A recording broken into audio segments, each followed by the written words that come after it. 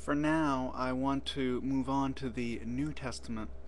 The New Testament was originally written in Greek, not the classical Greek of the Elements and the Odyssey, but the common Greek of the vulgar masses.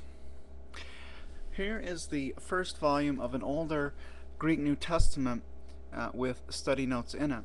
This is not the Greek New Testament you would want to read if you knew Greek. You'd want to read the Nestle and Aland 27th edition, or NA27 for short.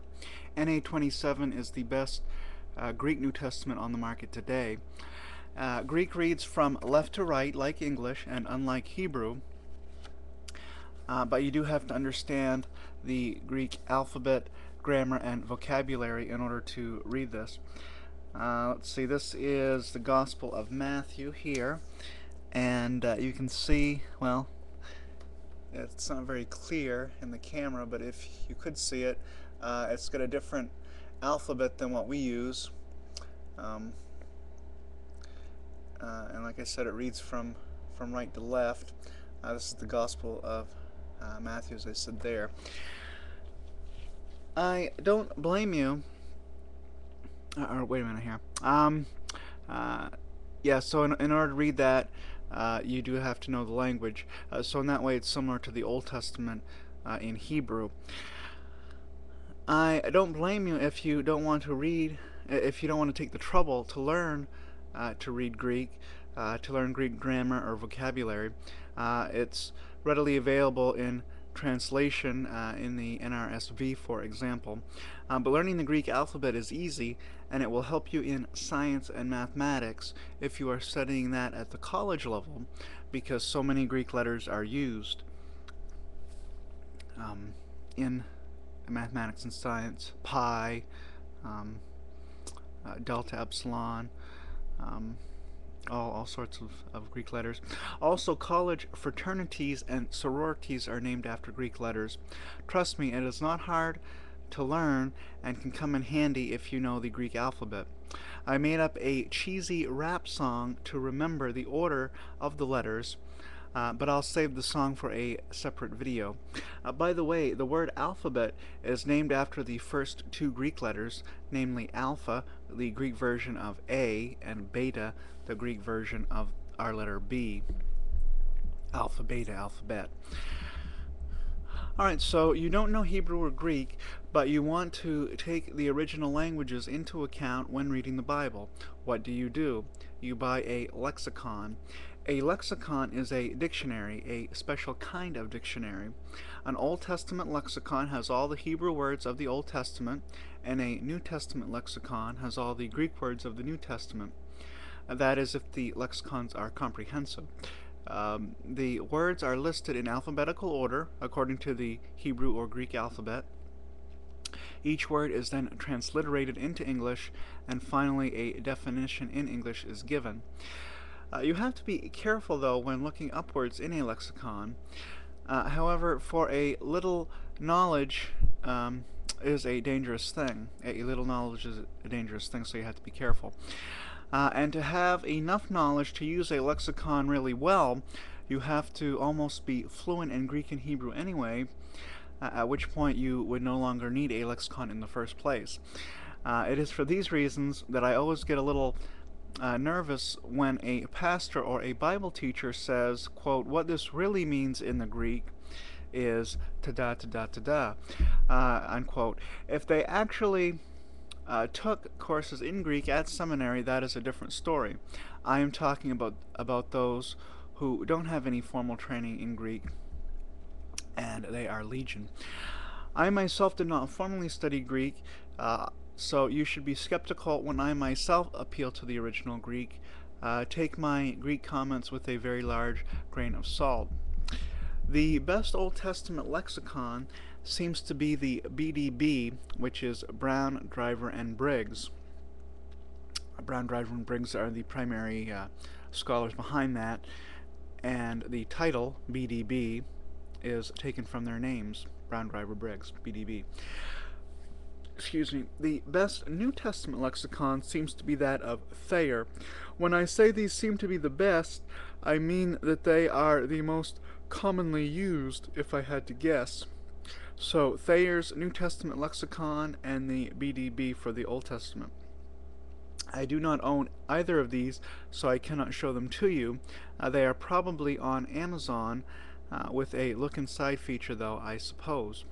What I do have and will show you is Strong's Exhaustive Concordance of the Bible. An exhaustive concordance lists every word of the Bible in English in alphabetical order. Instead of defining the words, it gives the canonical occurrence of the word. In other words, it tells which verses of the Bible that word occurs in.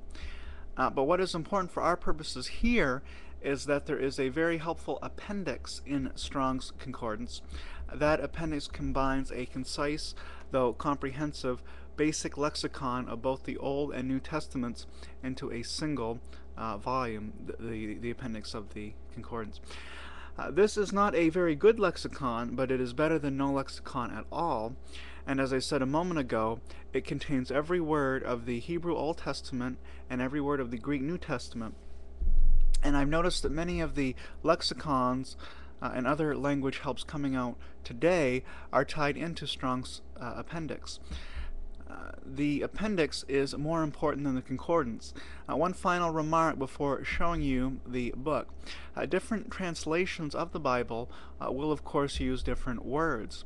Therefore, whatever concordance is used by the student of Scripture will be tied in to the particular translation of the Bible they use.